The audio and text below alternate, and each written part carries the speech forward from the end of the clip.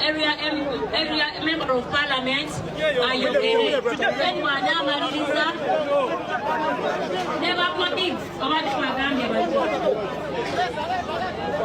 Edi yeno mukwano gwange nsaba ogiteekeko akaddeko akamala osobole okubanga ofuna obujjuvu bw'ensonga obwabadde mu bitundu by'ejjinja oba saidi z'ebusoga. Mwana mulenzi Alien Skin we yakubiddwa amayinja emmotoka ze ne zigenda maaso n'okubanga zirekebwa bulere. Kati tugende ddakiika ku ddakiika okuviira ddala ensonga we zaatandikidde ate paka gye zaakomeredde oba paka we zikyatuuse kubanga zikyatambula. Akatambi koolaba kenzannya akaddiŋŋana. Alien Skin asimattukwa okukubwa amayinja era olaba bawunsawe oba naye shiriganga bali Skin amabale bamukubye tubamulekeire motoka Alien Skin motoka egirenga atasambufu bannange eiganga kino kibeire kikamwebonera ku vidiyo niye bali kuba niye wali mbadde nkulaga embeera eyasooseewo nga Alien Skin bakasuka ejjinja eryasookedde ddala we yabadde akubira show. Wabula Julio n'agenda maaso n'okubanga amugaadinga wamu ne babawunsa n'aba security ababadde ku Alien Skin. Wabula ejjinja eryo eryasoose lye lyakulembedde amayinja amalala agatandise okubanga gawerekerezebwa mwana mulenzi Alien Skin wamu ne ttiimu ye, era kigambibwa nti abamu ku baana abatambulira ku ttiimu ya Alien Skin gye buli eno banyiga biwundu nga bwe tugenda okubanga tulaba mu butambi obuddako ku vidiyo eno kwennyini kwoli. Wabula vidiyo gy'olaba yakwatiddwa abamu ku batuuze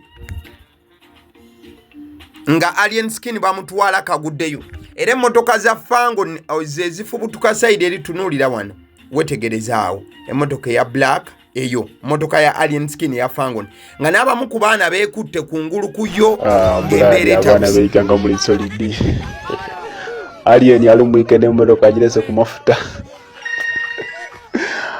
alumwike agire emmotoka agirese ku mafuta tangi nga Alien Skin emmotoka yagino n'agitwale aye nga mwana mulaza amafuta oje beeta iganga solidi iganga teva badongo buladi bumulaze ku bulage eyo edi ngeri kuba amasasi ezikirire mu iganga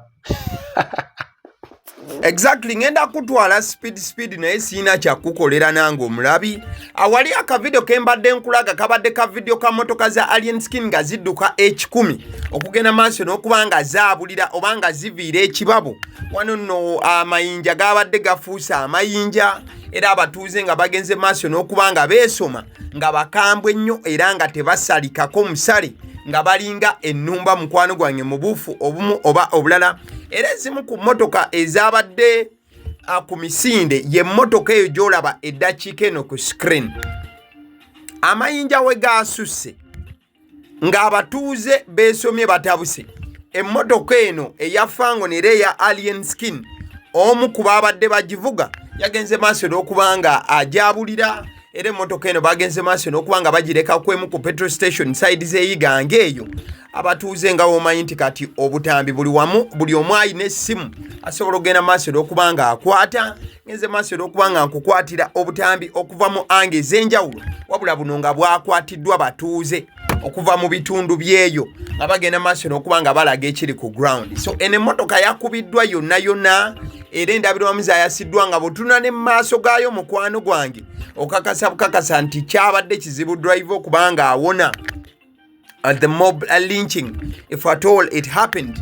Genda maaso n'okuba nti otunulira emmotoka eno mu maaso ku screen wano maaso waakubiddwa bubi nnyo. So ekyabadde kisobola okubanga kiddirira era n'ekikyebuuzibwe yabadde avuga eddakiika eyo ekyamutuuseeko.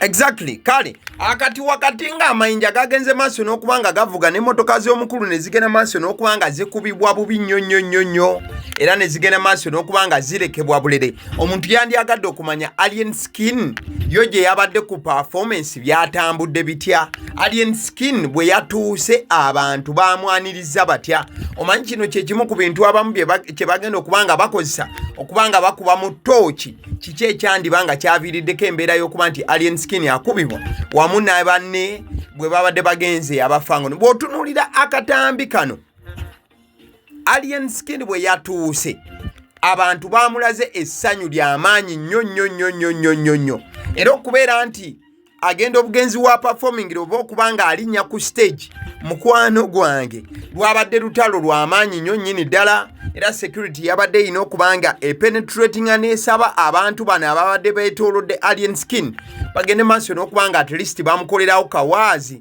mwana mulenzi agende maaso n'okubanga afuna space okulinnya ku stage. Era mwana mulenzi Alien Skin bw'alinnya stage mukwano gwange ekyo kyogenda maaso n'okubanga olaba eddakiika eno yeyinza okubeera oba gye wandiise reception gye yagenze maaso n'okubanga afuna nese kufuna yena bwe yagenze maaso n'okubanga alinnya abantu baasanyuse, abantu baasagambiza era ne bagenda maaso n'okubanga bakyacyanca nese kukyacyanca yenna mukwano gwange genda maaso n'okuba nti olaba wabula ate kigenda maaso n'okubanga kyewuunyisa nti oluvannyuma lw'essanyu lino lyonna ng'abantu bakyacyanca nga mwana mulenzi abakuba endirimbo ebyaddiridde ate byabadde byakubanga byakusika mugana muguwa kuyiwa musaayi n'okubeera nti abamu baakubiddwa mu mbeera embi ennyo nnyini ddala. Genza maaso n'okubanga nfuna ka video ka mwana mulenzi amanyiddwa nga Ghetto Commander ono nga wa NUP era nga y'omu ku basajja abenyumiriza mu kuba nti bazimba eggaali eyagenda maaso n'okubanga ebalagirwa omukulu. Mwana mulenzi owa NUP essanyu lyalina oluvannyuma lw'okukubwa kwa Alien Skin. Tuliyiganga naye abantu beeyiganga bali solidi.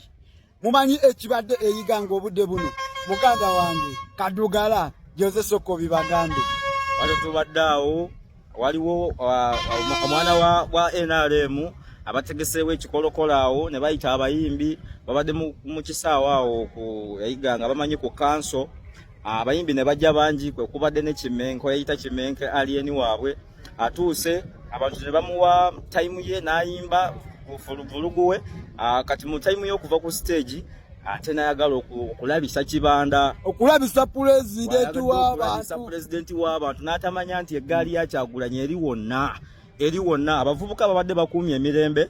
Of course abadde tanayogera ku kigambo kisoomooza naye oluvudde ku okwata ng'abadde ava ku muzindaalo nayagala alabise. Kati mu kulabisa abaana ne bagamba kati wano tovaawo k'oyogedde kweri erinnya simanyi Bobi Wine biki alinga ayagala okusosonkereza abana ne baggalawo gate ya kanso bagaddewo kanso ne gukukula jukira popite badde eri mabega gukukudde era kyemanyi ajja balaga motoka ye yonna bagiyuye endabirwamu eyabbula akabagiyuye ate nga n'abalala abaana bagendedde ku bisago mbayiseeko ku bowa holo nga balina mu kweyozaako ku musaayi eyo yeyiganga mujjukire president kyetuvudde kawe mabega atugamba tukole eggaali watugamba tukole eggaali bano abadongo boye bakola ebintu byabwe abamuseveni baba bamanyi abantu abazze baabwe kumbe baba bazze kusunaala kulaba kyekigenda mu maaso kati Alien Skin abadde amanyi ali mu ba NRM abyogerera naye baba kye bamukoze emmotoka nziyisiza kuba nawe mbadde ntuuka ku nsonga y'okulaba nga tumobilizing eggaali z'ebusoga so tubagamba mugenda kukiwulira mu ddoboozi lya Kyagulanyi bajatula baki mafia iganga tewali muzannyo tozannyira kulinya Kyagulanyi mission kuzimba ggaali iganga dede iganga gye tuli kagubala nti tuli ku mirimu gya ggwanga tuli ku mirimu gya ggwanga emirimu gy'eggwanga gye tuliko tuli ku mirimu gya ggwanga. Mwana mulenzi amanyiddwa nga Bukenya Moses era ng'erinnya akozesa lya Ghetto Commander y'oli gw'olabye mu katambi wali we tubadde tutandika video eyakavaako kati. Mwana mulenzi oyo yagenze maaso n'okuba nga alaga essanyu ery'amaanyi era n'okuba nga akikakasa bulungi nti eggaali eya People Power oba NUP ye yagenze maaso n'okuba nga ekyagguwa mwana mulenzi Alien Skin n'abafango ne be yabadde agenze nabo. Kati tuba tuli awo nga mwana mulenzi oyo ghetto commander akyagamba nti eggaali ye yagenze maaso n'okubanga ekyagwa alien skin. Ate omukulu meya saidi z'eyiganga amanyiddwa nga Bamulabudde yakoze ekyenjawulo. Omukulu Bamulabudde yagenze ku mukutu gwe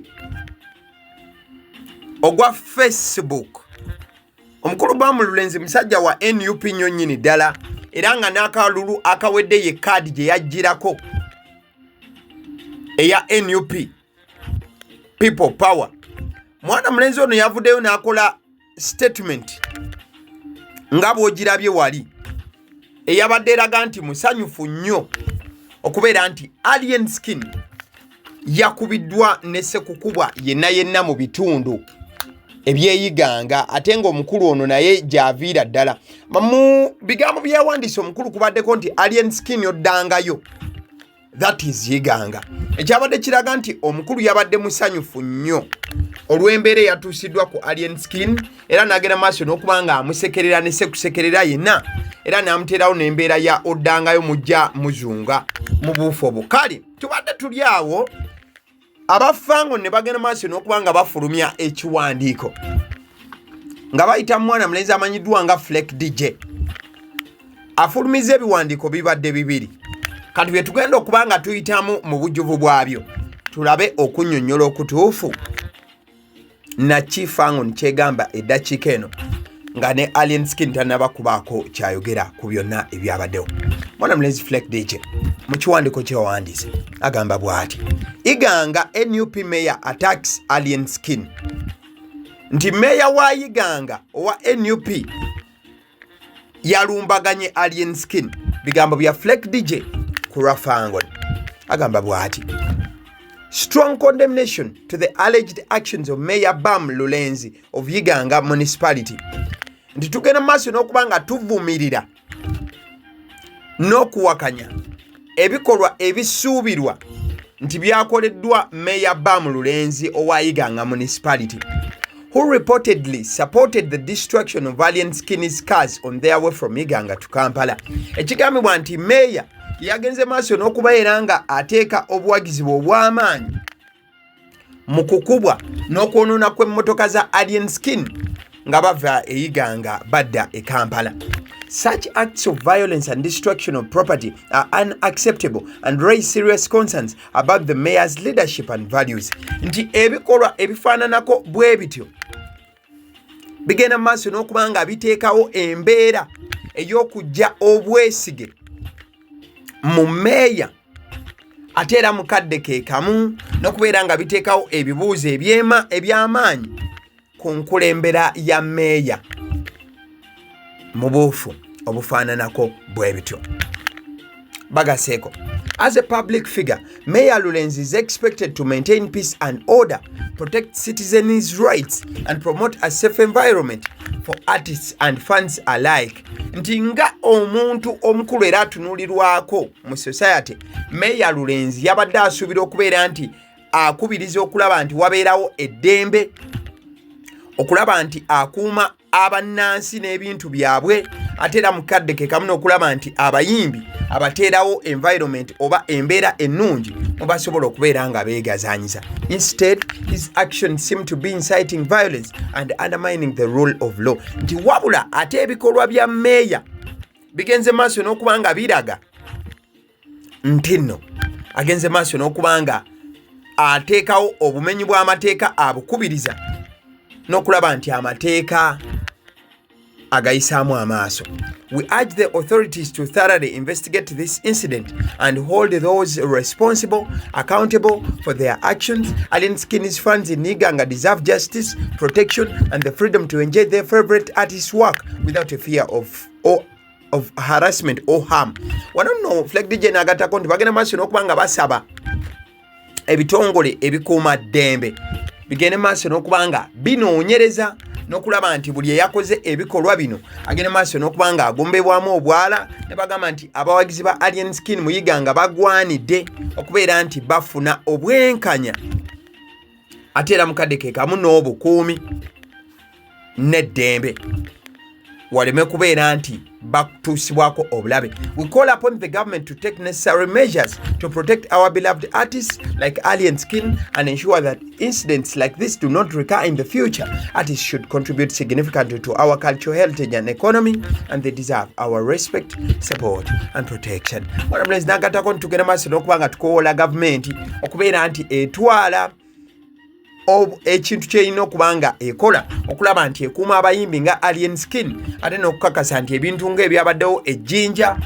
tebiddamu kubaawo. Nagamba nti abayimbi bwe bati bagenda maaso n'okubanga bakulaakulanya society mwe tuva n'okulaba nti nno bakola ebyenjawulo okulaba nti enfuna y'eggwanga nayo etinta mu buufu bwe bumu. Mu kawandiiko akalala mwana mulenzi Reflect ke yakoze kekokola baawo akagamba nti we strongly condemn the alleged actions of Mayor. Yatandise ng'agamba Alien Skin attacked by Mayor Iganga. We strongly condemn the alleged actions of Mayor Bamulabudde of Iganga municipality, who reportedly planted people to destroy Alien Skin's cars. Wano no Flag DJ agamba nti Mayor ono yagenze maaso n'okubanga akola ekikwekweto n'agenda maaso n'okubanga ateekawo abantu ng'abasimbyewo okulaba nti boonona emmotoka ya Alien Skin oba emmotoka za Alien Skin. Nagamba nti such acts of violence and destruction of property are unacceptable and should be thoroughly investigated. Nagamba nti ebikolwa ebifaananako bwe bityo tebigenda maaso kubanga bisobola okukkirizibwa balina ogenda maaso n'okubanga bakola okunoonyereza. It is disturbing to see a public figure celebrating such actions which undermines the rule of law and promotes vigilantism. We urge authorities to take necessary actions to ensure justice is served. Let's promote peace and respect for the law.